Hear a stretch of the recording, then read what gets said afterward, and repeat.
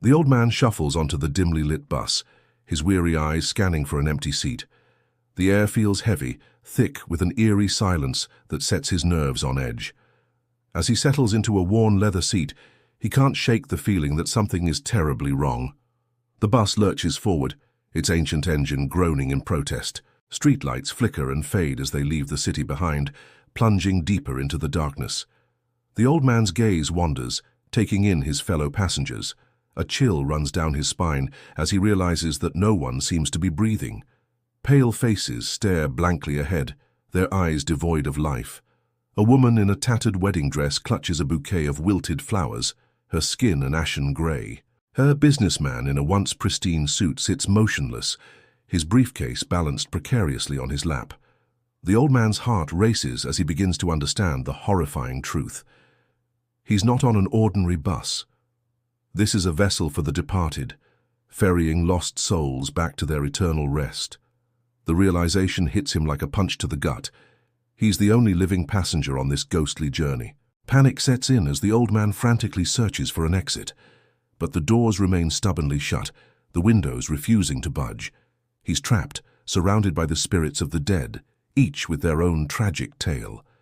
The bus winds its way through fog-shrouded streets, passing crumbling buildings and overgrown lots.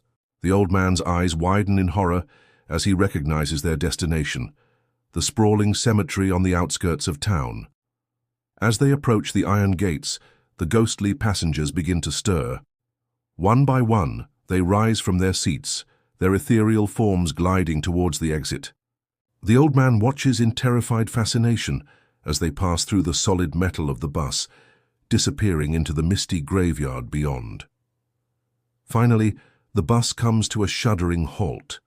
The doors creak open, inviting the old man to step out into the night. But he hesitates, frozen in fear. Does he dare leave the relative safety of the bus? What horrors await him in the cemetery? With trembling legs, he forces himself to stand. As he takes his first tentative step towards the exit, a cold hand grasps his shoulder. He turns, coming face to face with the ghostly driver, whose hollow eyes seem to peer into his very soul. "Welcome home," the spectral figure whispers, a chilling smile spreading across its translucent face. The old man's scream echoes through the night, lost among the tombstones and forgotten souls of the cemetery. As dawn breaks, the bus stands empty, waiting for its next unwitting passenger to board the final ride of their life.